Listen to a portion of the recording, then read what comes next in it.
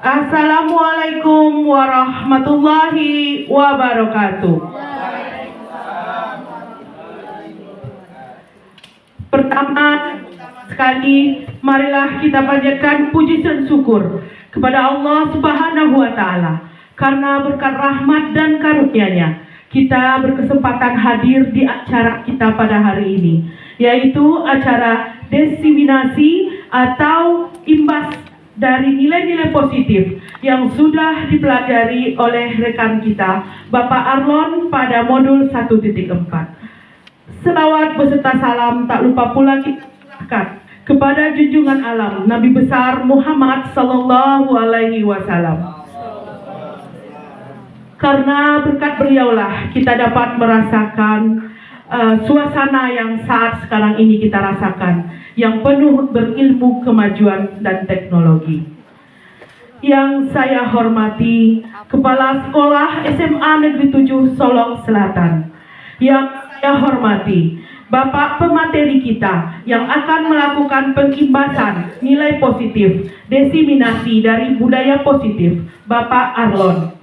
Dan Ibu Bapak Majelis Guru yang berkesempatan hadir dalam acara kita pada hari ini. Dengan membacakan Bismillahirrahmanirrahim, acara diseminasi atau imbas budaya positif dari modul 1.4 dimulai. Menyanyikan lagu Indonesia Raya. Hadirin dimohon berdiri.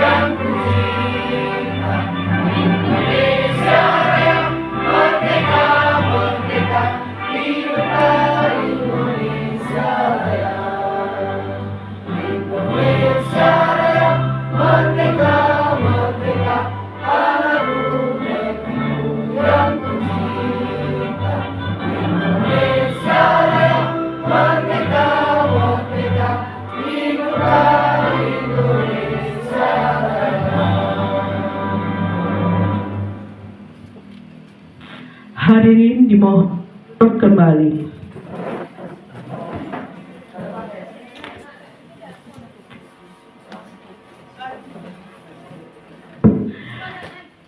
Acara selanjutnya, marilah kita dengarkan sambutan dari Kepala Sekolah. Kepada Ibu Kepala Sekolah SMA Negeri 7 Solong Selatan, dipersilahkan dengan segala hormat.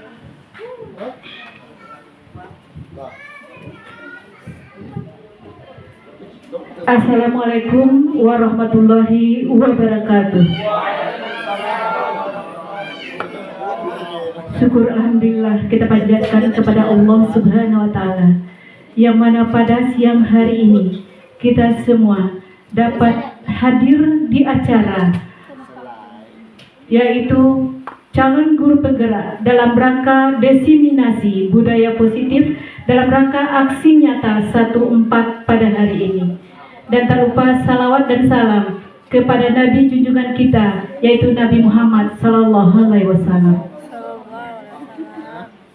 Yang sama-sama kita hormati Bapak dan Ibu yang hadir pada hari ini, dan terima sekali buat Bapak Arlon SAG, calon guru penggerak angkatan 9 yang akan menyampaikan diseminasi budaya positif sekolah pada hari ini.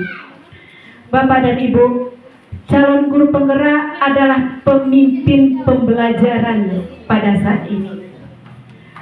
Beliau nantinya akan mengimbaskan kepada kita semua bagaimana budaya positif, bagaimana kurikulum merdeka itu yang mengajarnya berpihak kepada murid. Jadi kepada Bapak dan Ibu semuanya, untuk dapat mengikuti kegiatan ini agar dapat mengambil ilmu dari calon guru penggerak yang akan menampilkan presentasinya pada hari ini. Dan diharapkan juga kepada Bapak dan Ibu semuanya, untuk angkatan 11 besok diharapkan seluruh kita untuk menjadi pemimpin pembelajaran. Untuk menjadi pemimpin pembelajaran berarti Bapak dan Ibu harus mendaftar menjadi calon guru penggerak. Mungkin untuk mendaftar calon guru penggerak ada beberapa tahap yang harus Bapak dan Ibu lakuin. Pertama, mendaftarnya melalui dokumen terlebih dahulu dan mengisi esai. Seandainya Bapak dan Ibu lulus, maka Bapak dan Ibu akan mengikuti tes wawancara dan tes mengajar. Setelah itu, lulus lagi baru mengikuti pembekalan. Pada saat ini Bapak Arlon itu sedang mengikuti pembekalan calon guru penggerak. Pada saat ini beliau sudah sampai ke modul 14. Dari modul 11 sampai ke modul 14. Saat ini beliau harus membuat aksi nyata di 14, yaitu mengenai budaya positif sekolah. Bapak dan Ibu semua, marilah kita bersama-sama ikuti kegiatan pada hari ini. Mungkin itu yang bisa saya sampaikan. Saya akhiri saja. Assalamualaikum warahmatullahi wabarakatuh.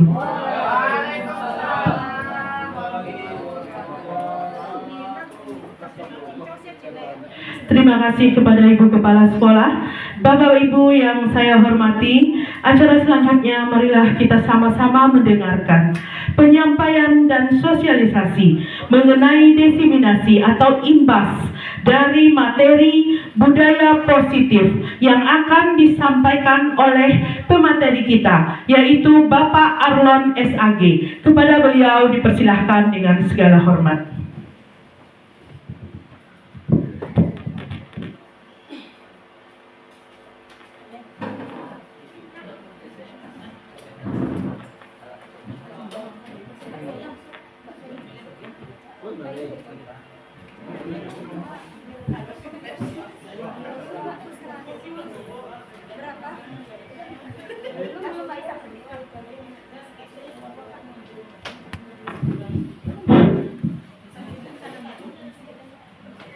Baik, Assalamualaikum warahmatullahi wabarakatuh.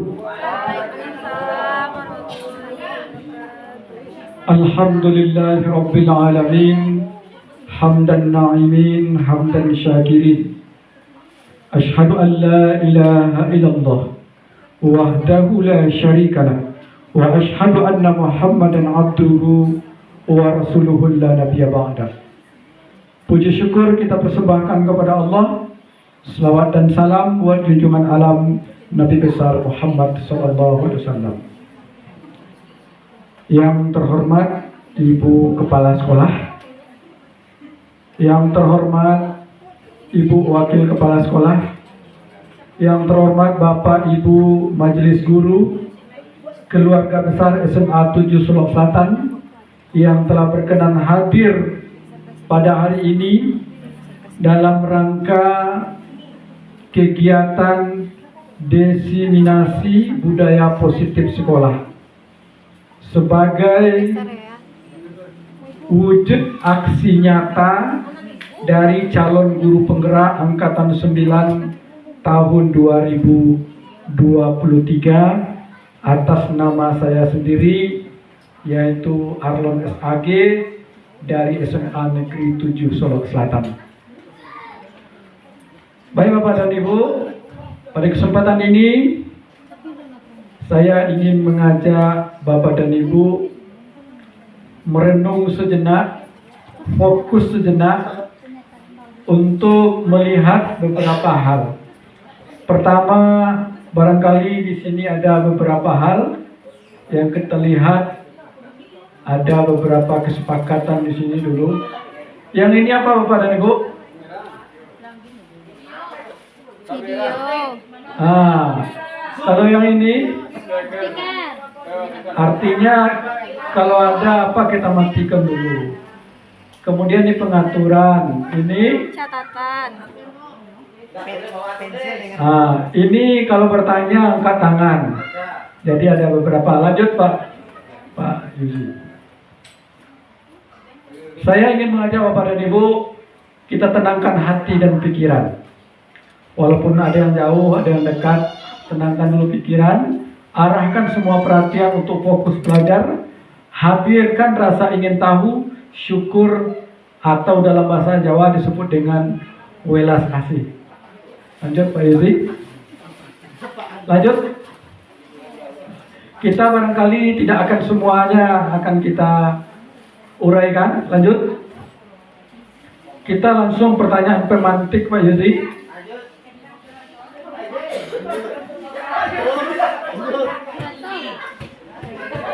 Kita lanjut pertanyaan pemantik Pak Yuzi. Pertanyaan pemantik kita lanjut. Lanjut. Pertanyaan pemantik. Lanjut. Ini. Ini ada beberapa pertanyaan pemantik Bapak dan Ibu. Bapak dan Ibu, masalah siswa, masalah guru, kita akan tetap berhadapan dengan itu. Selama kita berprofesi sebagai guru, maka kita akan tetap menghadapi masalah dengan siswa, masalah guru. Ini ada, kita lihat di sini pertanyaan pemantik. Setuju, tidak setuju. Pertama, hukuman dapat mendisiplinkan anak. Gimana Pak Rudy? Setuju. Yang lain Bapak dan Ibu? Hukuman dapat mendisiplinkan anak. Setuju apa tidak? Setuju. Oke, nanti kita lihat. Ini kan pertanyaan pemantiknya, nanti akan terjawab di belakang. Yang kedua, pemberian hukuman dengan hal positif seperti membaca atau membersihkan halaman sekolah dapat meningkatkan disiplin anak. Setuju atau tidak? Setuju jawaban Pak Rudi. Yang lain, Bapak dan Ibu? Setuju.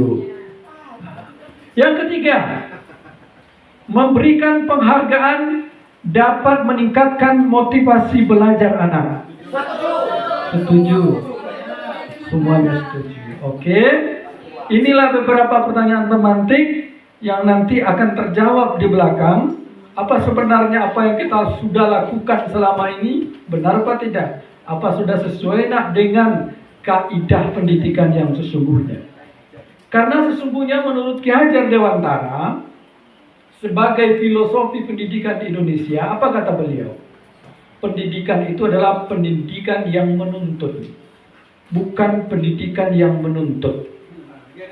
Pendidikan lebih berpusat kepada siswa yang disebut dengan student center, tidak lagi teacher center atau berpusat kepada guru. Lanjut. Ini topik pembahasan kita pada hari ini, Bapak dan Ibu, lebih kurang 1 jam. Pertama, tentang disiplin positif, nilai-nilai kebaikan universal. Apa disiplin positif dan nilai-nilai kebaikan universal? Kedua, teori motivasi, hukuman dan penghargaan restitusi. Ketiga, ada keyakinan kelas. Apa itu keyakinan kelas? Nanti akan kita lihat lebih lanjut. Itu ada aturan, kesepakatan, akhirnya menjadi keyakinan kelas. Nanti akan kita urai. Yang keempat, kebutuhan dasar manusia dan dunia berkualitas. Kadang-kadang kita, mohon maaf Bapak dan Ibu, kita marah-marah sama anak. Tapi kadang-kadang kebutuhan dasarnya tidak terpenuhi oleh kita. Nah, jadi ini perlu kita bersama-sama untuk mengapainya. Berikut ada namanya restitusi 5 posisi kontrol. Nanti akan kita lihat yang 5 itu. Yang keenam, restitusi segitiga yang disebut dengan segitiga restitusi. Itu adalah caranya bagaimana kita nanti kalau ada anak bermasalah, bagaimana cara kita menyelesaikan masalahnya. Lanjut Pak Yusi. Ini topik pembahasan kita, ini eksplorasi, ini yang mau kita kaji di sini. Konsep tentang disiplin positif. Lanjut. Ini yang pertama, eksplorasi konsep pembelajaran disiplin positif dan nilai-nilai universal. Apa itu nilai-nilai universal? Nilai-nilai kebaikan yang kita taati secara bersama. Silakan Pak. Nah, ini dia. Kita lihat ini ada kepalan tangan Bapak dan Ibu. Nah, ini kegiatan kepalan tangan, ini perubahan paradigma. Ada A dan B, Anda dan teman Anda. Sobeklah secari kertas kecil, tuliskan benda atau sesuatu yang sangat berharga untuk Anda. Letakkan di salah satu tangan Anda dan genggam benda sesuatu tersebut dengan segala daya. Buatlah sebuah kepalan. Mulai Bapak dan Ibu. Teman Anda B akan mencoba dengan sekuat tenaga dengan berbagai cara untuk meminta Anda memberikan benda tersebut. B bisa membujuk, mengancam, menghardik, merayu, menyuap, apapun saja agar dapat membuka kepalan tangan Anda. Apa yang terjadi? Tergantung Pak. Tergantung, ya. Pak. Maksudnya tergantungnya gitu. Kalau yang si B ini tenaganya kuat, pasti kita buka. Jika tidak, maka ya B akan kalah, tidak akan terbuka. Oke, kira-kira titik kendali di mana? A. Titik kendali di kita.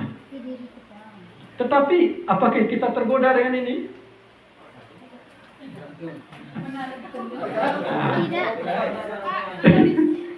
Jadi inilah nanti, ya inilah nanti yang perlu kita lihat. Lanjut Pak Yudi. Kemudian ada lagi perubahan paradigma teori kontrol atau teori pilihan. Ilusi guru mengontrol murid. Ilusi itu, apa itu ilusi Bapak dan Ibu? Hayalan guru mengontrol murid. Kan kadang kita bermimpi, kalau bisa anak saya seperti ini, ya, yang kita impikan yang baik-baik saja. Kemudian ilusi bahwa kritik dan membuat orang merasa bersalah dapat menguatkan karakter. Bapak dan Ibu, tadi kita nanti akan masuk kepada posisi kontrol. Ilusi bahwa semua penguatan positif efektif dan bermanfaat.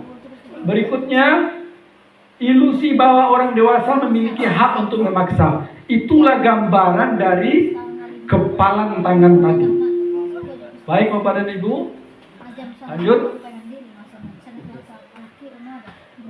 Ini kita lihat perubahan paradigma stimulus respon, teori kontrol. Siapa sesungguhnya yang memiliki kontrol? Siapa kira-kira tadi Bapak dan Ibu?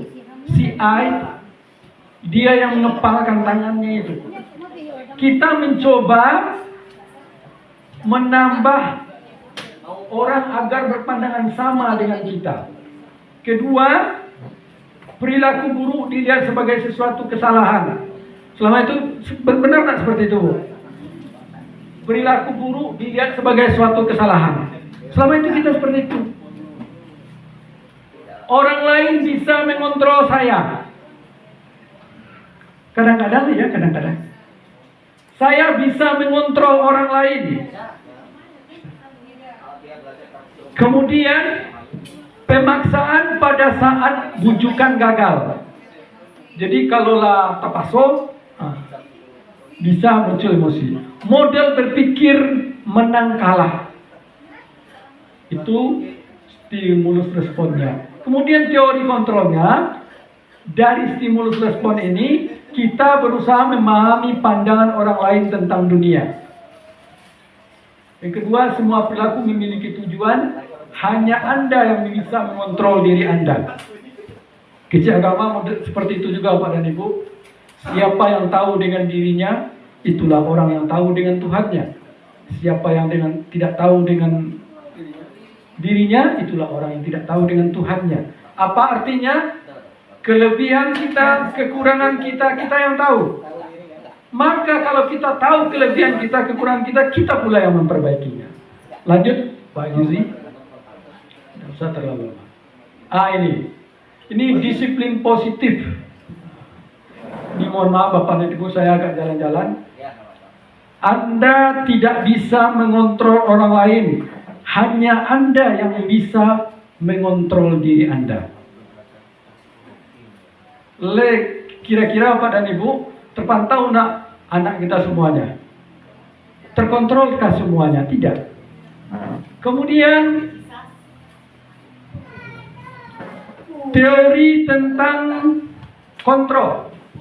Semua perilaku memiliki tujuan, motivasi. Pertama motivasi Bapak dan Ibu, teori motivasi.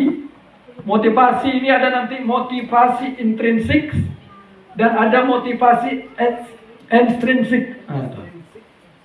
Kalau intrinsik itu adalah motivasi yang lahir dari dalam jiwa peserta didik. Kalau motivasi itu lahir dari dalam jiwanya, lahir dari kesadaran dirinya, maka akan berujung ia akan menjadi orang yang bertanggung jawab dengan apa yang dia lakukan. Tetapi kalau motivasi yang kedua, motivasi ekstrinsik, motivasi yang berasal dari luar dirinya. Apa motivasi yang berasal dari luar dirinya? Tadi kita sebut, Bo, kira-kira hukuman dan penghargaan itu dari dalam atau dari luar? Ternyata menurut teori ini nih, saya setelah belajar ini, masuk Pak Yuzi ya Pak Yuzi, dikatakan bahwa ternyata teori instruktif itu bersifat sementara. Kadang-kadang ketika ada hadiah baru dia emosi. Kalau tidak ada lagi, tidak lagi. Maka motivasi yang terbagus itu adalah motivasi intrinsik yang berasal dari dalam diri peserta didik kita. Teori motivasi untuk menghindari hukuman. Mana yang banyak apa dan Ibu? Anak hadir di sekolah untuk apa? Dia tidak terlambat hadir di sekolah untuk apa? Menghindari hukuman. Dia berpakaian seragam untuk apa? Supaya tidak dianggap melanggar aturan. Ini kan motivasi, namanya motivasi intrinsik juga yang berasal dari luar juga. Kemudian ada lagi untuk mendapatkan imbalan. Imbalan itu seperti hadiah tadi. Jadi dalam teori motivasi ternyata memberikan hadiah juga tidak baik. Ya Pak Yuzi, memberikan hukuman juga tidak baik. Yang baik itu apa? Adalah membangkitkan motivasi dari dalam dirinya yang disebut dengan motivasi intrinsik. Kemudian nilai-nilai kebaikan lebih besar, inilah yang disebut dengan budaya positif. Kemudian keyakinan kelas, itu juga termasuk budaya positif. Keyakinan kelas itu apa? Kesepakatan yang beranjak dari aturan-aturan yang ada, kemudian dibuat kesepakatan di kelas, itulah yang menjadi keyakinan kelas. Kalau dalam ilmu pendidikan namanya bukan kesepakatan kelas, tapi keyakinan kelas. Artinya apa? Kesepakatan yang dibuat bersama dan dilaksanakan bersama. Kemarin Pak Hendra Ivana sudah memulai membuat keyakinan kelas, ya Pak Ivana. Alhamdulillah. Dan itu merupakan sebuah budaya positif. Nah, kalau satu kelas sudah mulai, siapa tahu semua kelas sudah mulai, maka akan muncullah budaya-budaya positif di SMA Negeri 7 Solok Selatan. Kemudian Bapak dan Ibu, posisi kontrol. Pertama, penghukum. Kita selama ini termasuk yang mana? Penghukum kah? Pembuat rasa bersalah kah? Teman kah? Pemantau kah? Manajer kah? Yang mana yang banyak badannya? Pertama, penghukum. Kita kategori yang mana?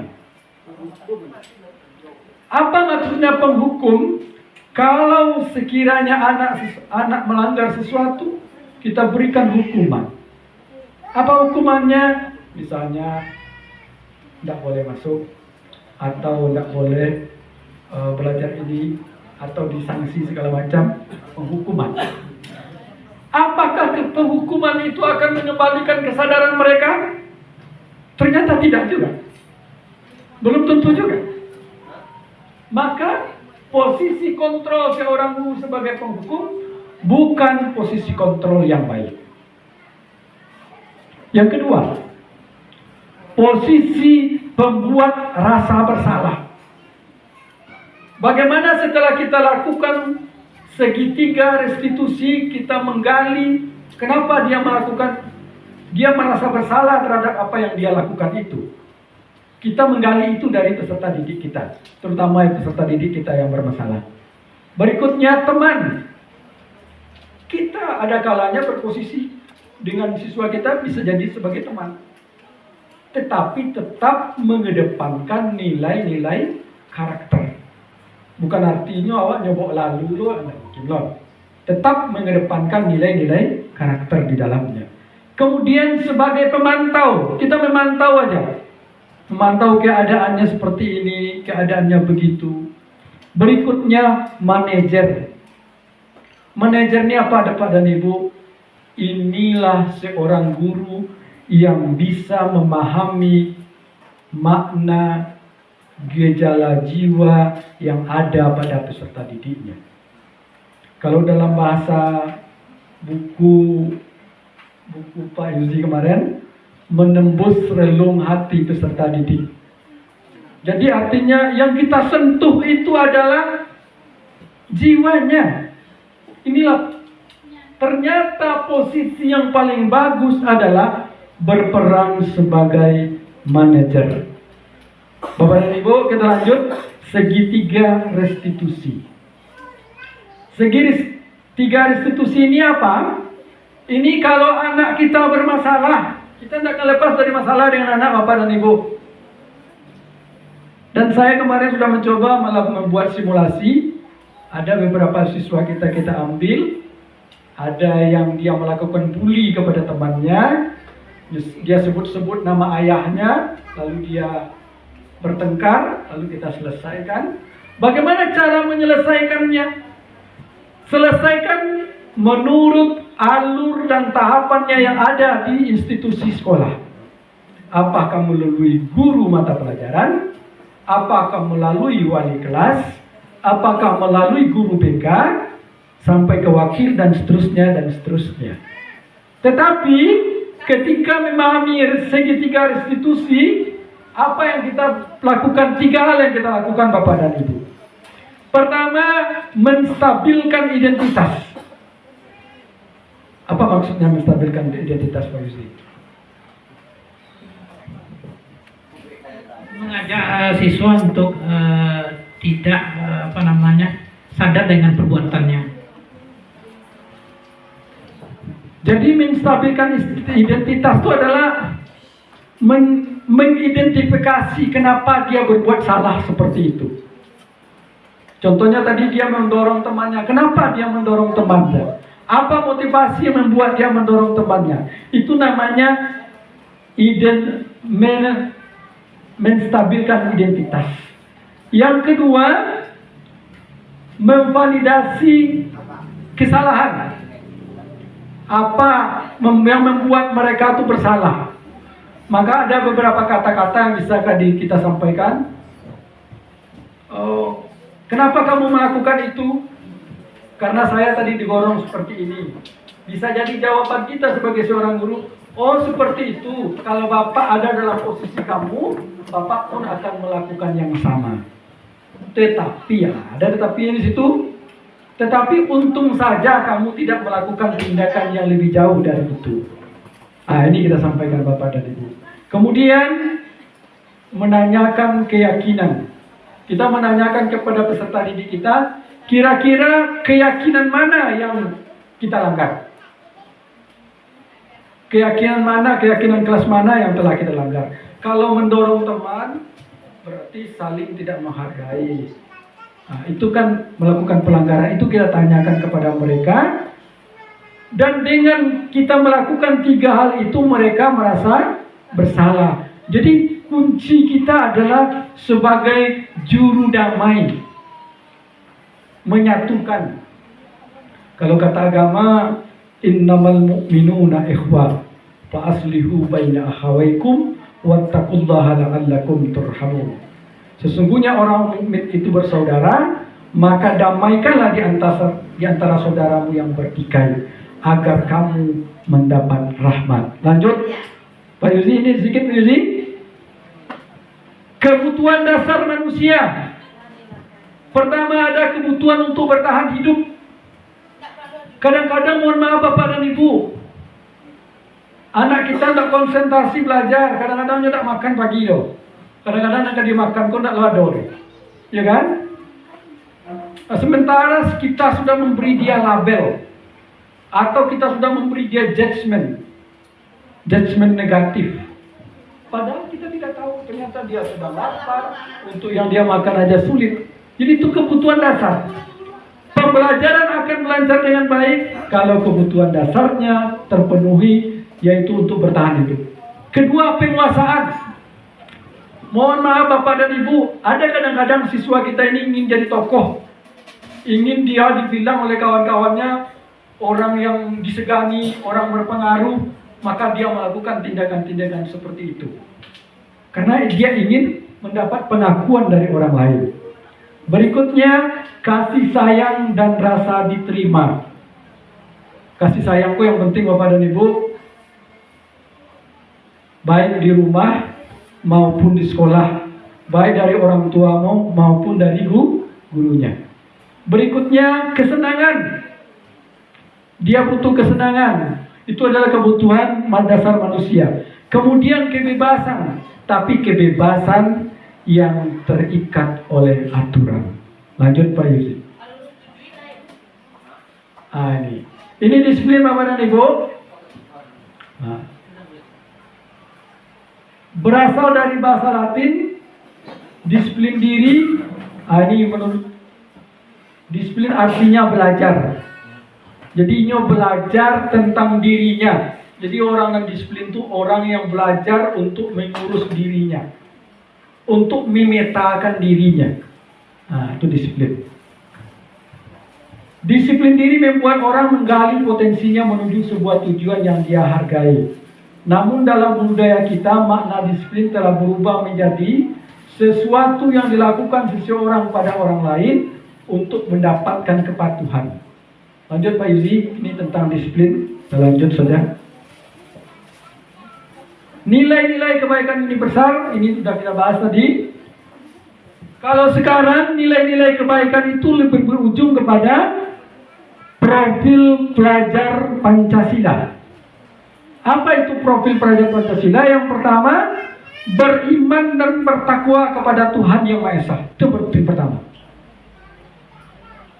Jadi mohon maaf Bapak dan Ibu, selama ini kita terjebak dengan nilai angka-angka. Kita terjebak dengan nilai 70, 80, 90, 100.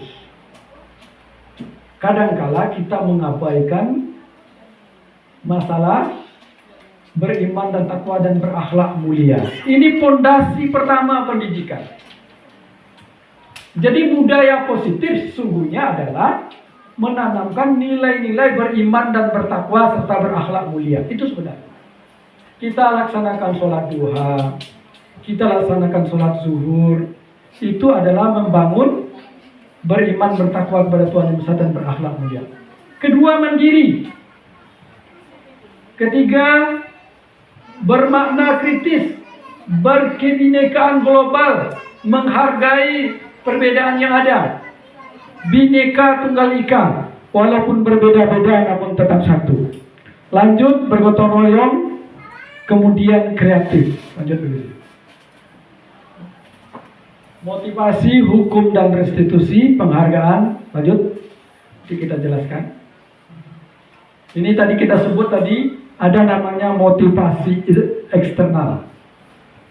Motivasi untuk menghindari ketidaknyamanan, hukuman. Apa yang akan terjadi apabila saya tidak melakukannya? Pertanyaannya seperti itu. Kalau saya tidak melakukan ini, apa yang akan terjadi? Kalau kamu tidak hadir, kamu besok tinggal kelas misalnya. Kalau tidak, kamu disuruh pulang. Nah, ini kan motivasi eksternal. Kemudian untuk mendapatkan imbalan, apa hadiah tadi? Hadiah itu masuk juga motivasi eksternal. Dan kadang-kadang pemberian hadiah itu juga bisa memunculkan social delays atau kecemburuan sosial. Dan yang sesungguhnya yang kita inginkan adalah yang ketiga, motivasi internal. Tujuan dari motivasi internal adalah menggali kesadaran di dalam dirinya, tujuan disiplin positif. Nah, ini yang kita apakan Bapak dan Ibu. Lanjut Pak Yuzi. Dihukum oleh penghargaan ini. Pengaruh jangka pendek dan jangka panjang. Jadi penghargaan itu ternyata tidak menjadi motivasi yang intrinsik. Bukan motivasi itu yang lama, bersifat sementara. Penghargaan menghukum juga seperti itu. Kadang-kadang kalau kita hukum anak ini pada ibu, apa yang terjadi? Nyo mendongkol dalam hati. Kodak nyo dandam. Nyo kanak-kanak. Apalagi kalau kita memberikan judgement dengan kata-kata yang pedih. Kemudian penghargaan mengurangi ketepatan. Penghargaan tidak efektif. Penghargaan merusak hubungan. Ini kalau penghargaan tadi. Kenapa bisa merusak hubungan? Karena muncul kecemburuan sosial. Lanjut Pak Yuzi. Kemudian dihukum oleh penghargaan. Penghargaan menurunkan kualitas. Apalagi kalau nilai kompetisi tidak pula ada di kelas itu. Menurunkan kualitas. Beraja, mangga rajin mana beraja, awak ka juara aja. Karena nilai kompetisi kurang di situ. Jadi bisa penghargaan menurunkan kualitas. Penghargaan bisa mematikan kreativitas. Kemudian penghargaan mengurangi motivasi intrinsik. Karena kecenderungan kita selama ini adalah memberikan motivasi intrinsik, bukan intrinsik. Lanjut, Pak. Bentuk program kebaikan apresiasi. Beri pengakuan secara khusus. Bapak dan Ibu, tidak semua anak bisa dimarahi di depan umum. Kadang-kadang anak ini perlu pendekatan persuasif. Ada kadang-kadang pendekatan personal. Atau kadang-kadang mungkin di kelas tak mungkin kita marahi dia, kita panggil dia. Kita ngomong dari heart to heart kepada mereka. Kemudian beri pengakuan secara pribadi. Seperti dengan kata-kata, sebenarnya kamu ini hebat ini. Andaikan kamu lebih rajin sedikit lagi, kamu akan jadi. Inilah kata-kata pengakuan secara pribadi. Jangan sampai terjadi ungkapan kata-kata yang mematikan kepada peserta didik kita. Ya, seperti kadang-kadang kata-kata yang mematikan itu, judgment, label. Kita berikan label tidak baik kepada mereka sehingga lama mereka nanti mengingatnya. Bahkan sulit dilupakan. Bahkan mungkin muncul dendam. Beri pengakuan kepada semua murid secara bergantian. Kalau dia menjawab, tetap diberikan apresiasi terlebih dahulu. Walaupun jawabannya itu mungkin belum sempurna. Beri pengakuan secara konsisten, fokus pada proses. Bapak dan Ibu, pendidikan ini adalah proses. Sesungguhnya nilai 70, 80, 90 itu adalah bagian dari proses. Bapak dan Ibu, jangan gara-gara kita berikan nilai 60, 70, 80, 90, justru kita menjatuhkan nilai kepada peserta didik kita. Padahal nilai sesungguhnya adalah bukan itu. Nilainya adalah selagi proses dijalani, bisa. Lanjut, Pak Yusri. Contoh pengakuan apresiasi. Nah, ini kan ada ini contohnya. Kemarin saya perhatikan, itu kata pembukanya, nilai kebaikan, rasa empatimu besar sekali. Jadi tidak ada kata-kata negatif di situ. Kemudian situasinya pada saat menolong murid baru di kelas kita. Itu kata-kata pengakuan apresiasi dari seorang guru kepada peserta didiknya. Rasa empatimu besar sekali. Kapan terjadi? Ketika dia membantu menolong murid baru di kelas kita. Kemudian saya menghargai kepedulianmu. Apalagi terima kasih untuk rasa tanggung jawabmu. Ini kan contoh kata-kata apresiasi. Lanjut Pak Yuzi, masih banyak Pak Yuzi. Ini tingkatan tindakan guru. Mencatat 100 kali di dalam buku kalimat. Saya tidak akan terlambat lagi karena terlambat ke sekolah. Itu hukuman Bapak dan Ibu. Waktu suruhnya menulis 100 kali kata-kata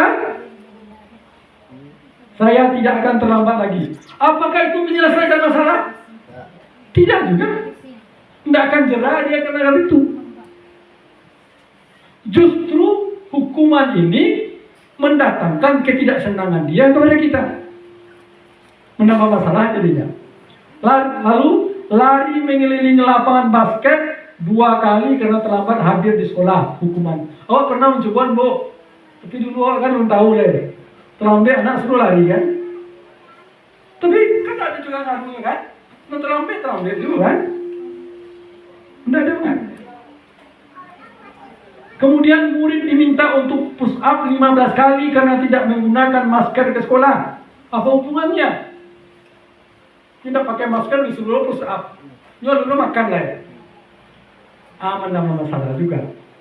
Kemudian mengartikan kertas tugas teman yang telah dicoret-coret, ini konsekuensi. Apa itu konsekuensi? Hukum sebab akibat.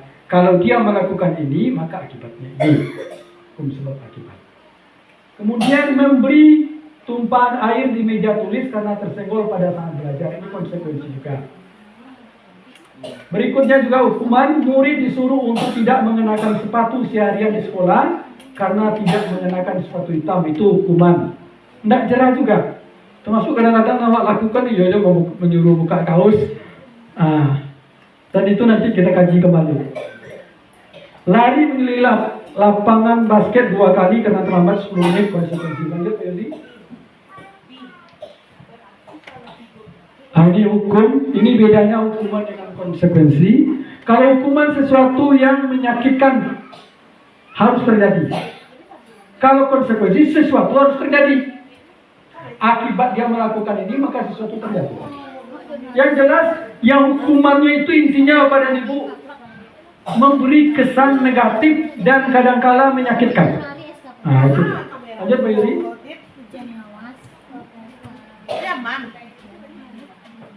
Apa itu restitusi? Ini Bapak dan Ibu. Bapak Ibu wali kelas, Bapak akan bertemu dengan yang ini. Bapak Ibu guru mata pelajaran akan bertemu dengan ini. Restitusi adalah proses menciptakan kondisi bagi murid untuk memperbaiki kesalahan mereka, sehingga mereka bisa kembali pada kelompok mereka dengan karakter yang lebih kuat. Restitusi juga merupakan proses kolaboratif yang mengajarkan murid untuk mencari solusi masalah mereka dan membantu murid berpikir tentang orang seperti apa yang mereka inginkan menjadi tujuan mulia. dan bagaimana mereka harus memperlakukan orang lain. Ini pendapat Gosen tahun 2004 ya. Ini restitusi. Ketika kita menyelesaikan masalah yang berkaitan dengan anak. Lanjut Pak Yezi. Kita lihat. Kita langsung Pak Yezi. Kita lihat segitiga restitusi. Lanjut. Pembelajaran keyakinan kelas. Ya lanjut. Mengapa tidak peratus saja? Mengapa harus keyakinan kelas? Karena kita tadi buat ini. Kenapa harus keyakinan kelas bahasanya? Mengapa kita memiliki peraturan kelas menggunakan helm bila mengendarai kendaraan roda 2? Kenapa orang pakai helm, Bu? Supaya terhindar dari cedera. Kira-kira itu dari dalam dirinya atau dari luar dirinya? Dari luar dirinya. Agar tidak ditik. Yang selama ini yang banyak apa dari Bu? Orang pakai helm itu apa? Biar tidak ditilang atau takut polisi. Tapi yang sebenarnya yang mana? Untuk melindungi diri. Itu yang dari dalam. Tapi kalau yang helm tadi, mati polisi.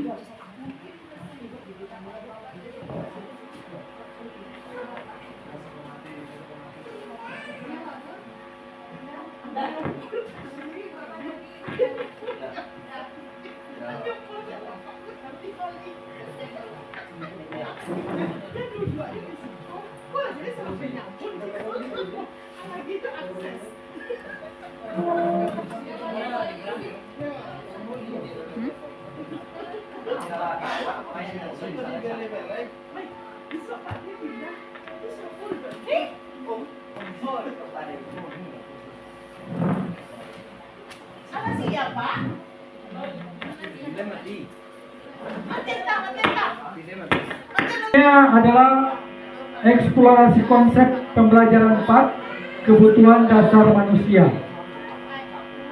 Kebutuhan dasar manusia ini Bapak dan Ibu, ada beberapa di sini.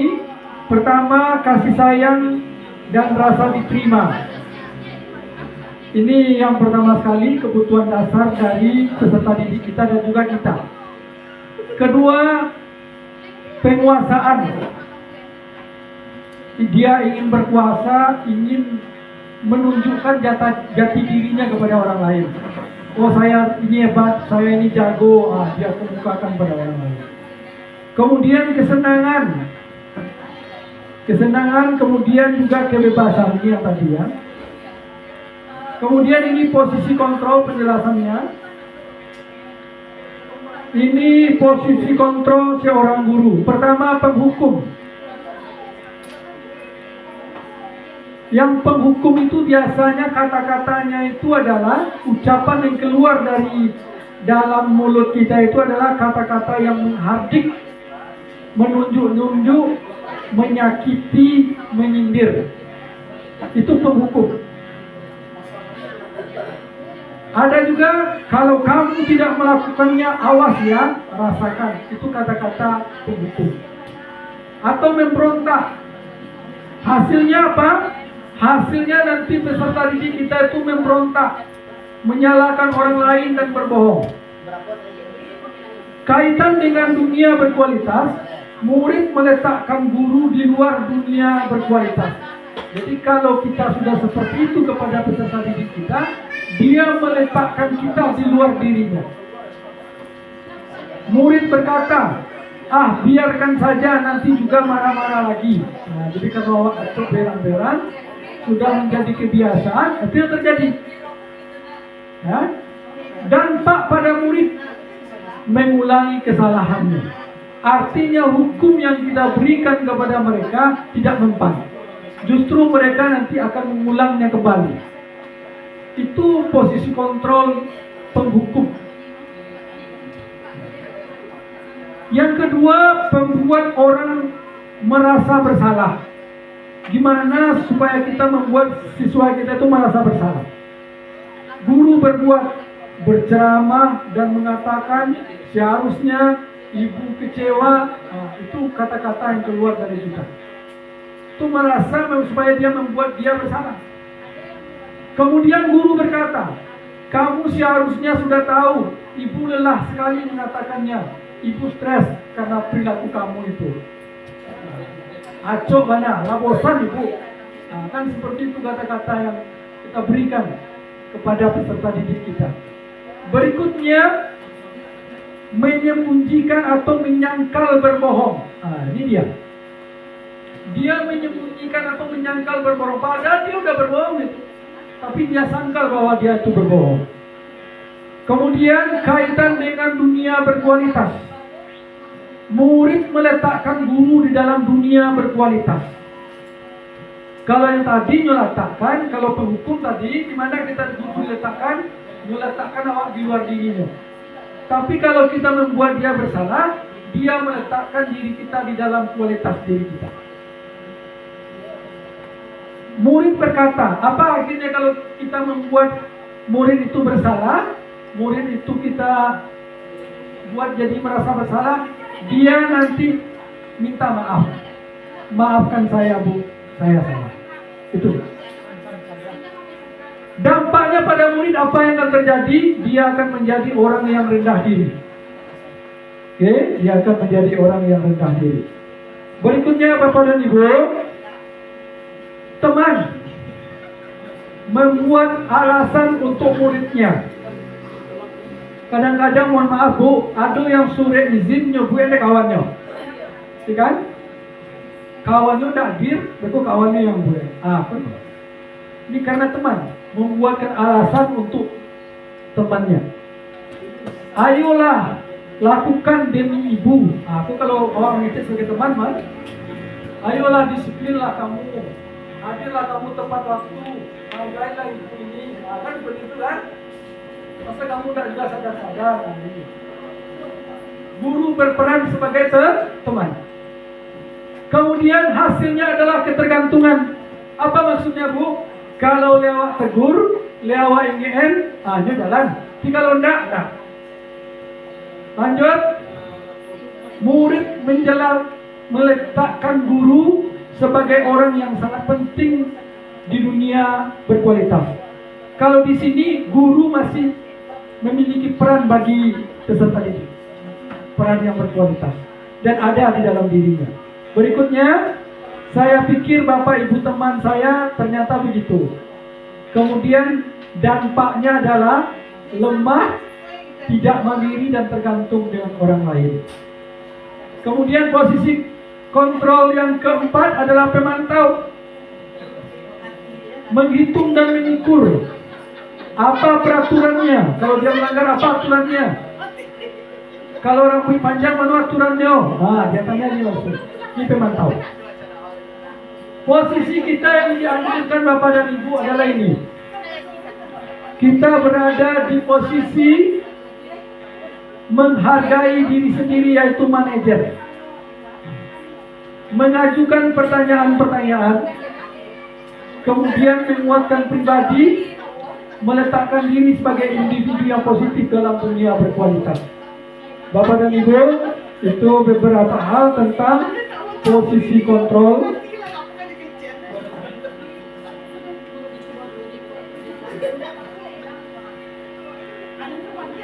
Bapak dan Ibu, kita perhatikan ini Bapak dan Ibu. Ada pertanyaan-pertanyaan, lalu siapa yang mengatakan, saya kecewa sekali dengan kamu. Kira-kira tuh siapa yang ngomong bu? Guru. Kira-kira posisinya di mana? Sebagai penghukum? Sebagai teman? Oke? Kemudian kita lihat lagi. Kamu tidak pernah benar melakukannya. Siapa yang mengatakan bu? Guru juga. Kira-kira posisinya mana? Sebagai teman juga. Berikutnya, ayolah lakukan demi ibu. Ayolah lakukan demi ibu. Sebagai apa itu? Sebagai teman. Ini ada bu? Apakah kamu mau mendapatkan stiker bintang hari ini? Aku pemantau. Bagaimana kamu bisa menyelesaikan masalah ini, manajer? Oke, Bapak dan Ibu. Nah, ini lagi yang terakhir. Segitiga restitusi. Apa itu segitiga restitusi? Ini cara menyelesaikan masalah. Pertama, kalau ada siswa kita bermasalah, sebenarnya kita sudah menyelesaikan banyak masalah Bapak dan Ibu, tapi kita tidak tahu ini. Tapi setelah kita laksanakan baru kita tahu bahwa inilah yang kita lakukan. Apa yang kita lakukan pertama? Menstabilkan identitas. Apa kata-kata yang kita berikan kepada peserta didik kita? Setiap orang pasti pernah melakukan kesalahan. Kamu bukan satu-satunya yang pernah melakukan ini. Itu kata-kata yang kita berikan kepada peserta didik. Lalu yang kedua, validasi kebutuhan. Kamu tentu punya alasan mengapa melakukan itu. Saya melakukan itu supaya saya dibilang keren, Pak. Nah, kan seperti itu.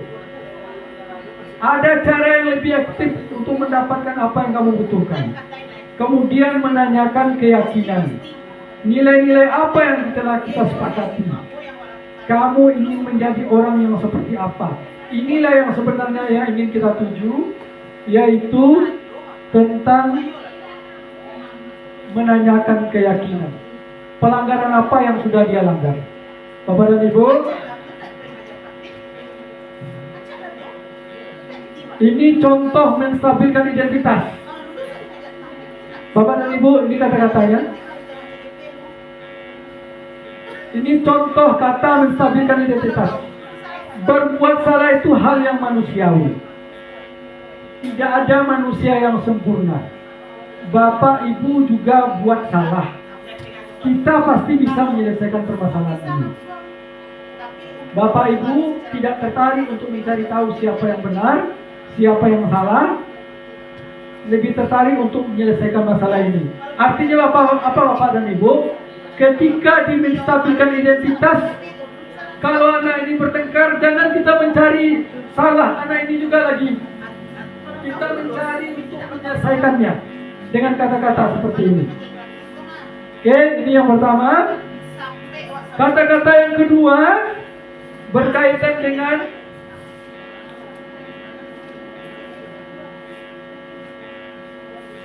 validasi perlakuan. Apa kata-kata yang kita berikan? Kamu bisa saja melakukan hal yang lebih buruk, tapi kamu tidak melakukannya. Untung nggak ngetenju, lain juga gertak hasilnya. Nah, itu maksudnya. Kita lanjut Bapak dan Ibu. Menanyakan keyakinan. Apa yang nilai yang kita percaya di kelas yang telah kita langgar, itu kita tanyakan kepada peserta didik kita. Mungkin itu Bapak dan Ibu yang bisa kita sampaikan pada kesempatan ini. Kita berikan kesempatan kepada Bapak dan Ibu untuk memberikan umpan balik atau pertanyaan di balik apa yang sudah kita pelajari tentang budaya positif di sekolah. Kita patut kiranya melakukan refleksi. Nah, ini refleksi Bapak dan Ibu. Refleksi itu apa Pak Yusi?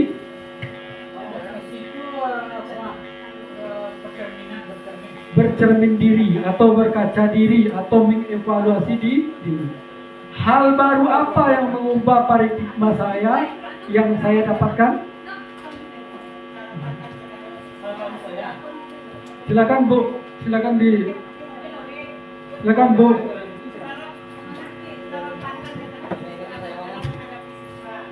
Cara pandang dalam menghadapi siswa. Kira-kira bagaimana cara pandang kita menghadapi siswa? Dengan pendekatan persuasif. Oke, bagus. Tepuk tangan buat Bu Lid. Kemudian ada juga lagi pendekatan diagnostik namanya. Kalau Bu Sandra itu tahu benar itu. Diagnostik siswa. Artinya apa? Kita perlu dulu mendiagnosa siapa siswa kita ini. Anak siapa, keadaannya seperti apa, kenapa dia seperti ini. Ini yang disebut dengan diagnostik psikologi siswa. Ini berubah cara pandang kita Bapak dan Ibu. Jujur saya sampaikan, Saya dulu juga kadang-kadang terkejut saya. Dulu kita melakukan seperti ini kepada siswa. Dulu kita kan banyak menuntut. Ternyata sekarang tidak. Banyak menuntun tak kondisi. Banyak menuntun sekarang. Kemudian apa lagi kalau dalam filosofika Jatiwantara apa? Kita Ingarso, Sungtulodo, Ingmadia, Bangun, Karso. Apa itu? Kalau di depan, kalau kan ada kata Ki Jatiwantara apa? Ingarso, Sungtulodo, Ingmadia, Bangun, Karso, Tutwuri Handayani. Apa artinya, Bu?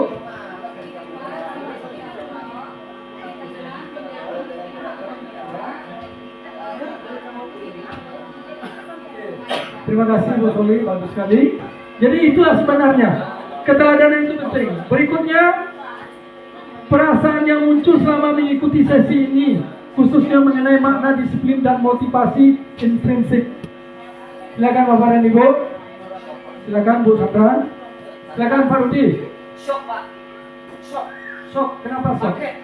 Kaget. Karena sesuatu yang ini berbeda. Karena seperti pepatah mengatakan lain lubuk lain ikannya, kadang lain belalang. Sepertinya ini adalah cocok untuk di daerah tertentu, tapi di daerah yang lain sepertinya ya harus perlu dimodifikasi, Pak. Oke. Terima kasih. Bagus sekali pendapat dari Pak Rudi. Inilah motivasi. Tadi kita menggali ada motivasi ekstrinsik dan motivasi intrinsik. Kalau motivasi intrinsik itu yang lahir dari dalam dirinya Bapak dan Ibu, yang lahir dari kesadaran jiwanya. Kalau lahir dari kesadaran jiwanya, maka dia akan melahirkan tanggung jawab. Sama untuk sholat Bapak dan Ibu. Sholat itu bukan sekedar menggugurkan kewajiban, tapi sholat itu sudah menjadi kebutuhan. Kalau bagi anak-anak kita belajar itu sudah menjadi kebutuhan bagi mereka, maka laksanakan dengan tanggung jawab dan kesadaran. Tapi kalau karena dia ke sekolah hanya untuk nilai langsung untuk di rumah, itu yang terjadi. Baik, mungkin itu. Silakan, mungkin ada dari Bapak Ibu yang lain. Silakan, mungkin Bu Sas mungkin. Silakan. Bu Sandra ada, Bu Sandra. Ini karena ini kan banyak berkaitan dengan BK ini. Nah, silakan Bu. Kalau ada pertanyaan di redaksi, silakan.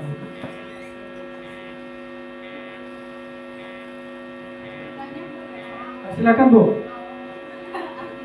Silakan Bu Soli.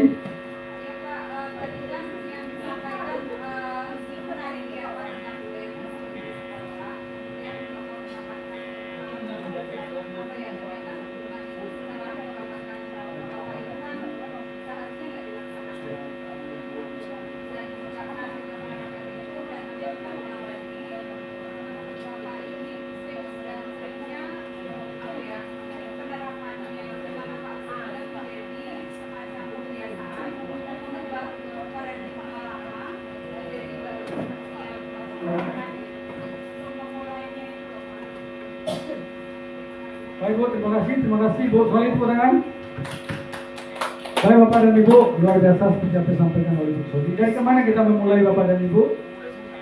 Karena merubah seperti kita tidak semudah membalik telapak tangan, merubah watak orang tidak semudah yang kita bayangkan.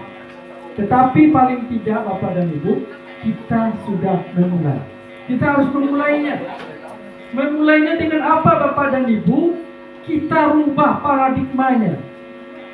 Kita masuk ke dalam diri jiwa peserta didik kita. Artinya motivasi yang mau kita bangkitkan itu adalah motivasi dari dalam dirinya, bukan motivasi dari luar dirinya. Itu yang mau kita bangkitkan. Dan itu kita mulai. Artinya apa? Pendekatan persuasif, bercerita hati ke hati, itu adalah pendekatan untuk membuka kesadaran dia. Karena bisa jadi dia dengan orang lain tak mau sadar, tetapi mungkin ada orang-orang tertentu yang bisa menyadarkan. Saya pengalaman dulu Bapak dan Ibu, ini mohon maaf ini. Ketika sekolah dulu kan Ada juga yang mata pelajaran tertentu kita tidak suka. Tapi akhirnya saya dipanggil secara pribadi oleh guru saya, namanya Ibu Salma. Ingat saya sampai sekarang, dialah yang membuka pintu hati saya, dia yang membuka pintu cakrawala saya. Dia ngajarnya tafsir ilmu tafsir. Dia bukan, kenapa kamu seperti ini? Orang tuamu gimana? Apa kerja orang tuamu? Dia tanya seperti itu. Akhirnya setelah dia nanya seperti itu, orang tua saya susah, sulit. Akhirnya saya nangis. Dan itulah motivasi awal membangkitkan semangat saya. Dan terus saya bersyukur. Ya, kena ke kita. Jadi memang jiwanya mesti disentuh. Jangan hanya kognitifnya yang kita kejar. Kadang-kadang kita akan cenderung mencerdaskan otaknya, mencerdaskan psikomotornya, tapi lupa mencerdaskan jiwanya. Kata Bakhtiar Nasir Bapak dan Ibu, jangan hanya kalau sekedar membesarkan badannya, kalau sekedar menguatkan fisiknya, binatang juga bisa. Lalu apa bedanya dengan kita? Kita menguatkan jiwanya. Nah, itu kan. Mungkin itu yang bisa saya sampaikan Bapak dan Ibu pada kesempatan ini dalam rangka sosialisasi, diseminasi budaya positif di sekolah. Mudah-mudahan bermanfaat, terutama bagi saya menyampaikan dan untuk kita semua. Mudah-mudahan budaya positif, lingkungan positif, kita beransur-ansur akan memberdayakan itu di SMA Negeri 7 Sulawesi Selatan. Demikian saja, banyak maaf. Billahi bisabil haq. Fastabiqul khairat. Wassalamualaikum warahmatullahi wabarakatuh. Waalaikumsalam warahmatullahi wabarakatuh.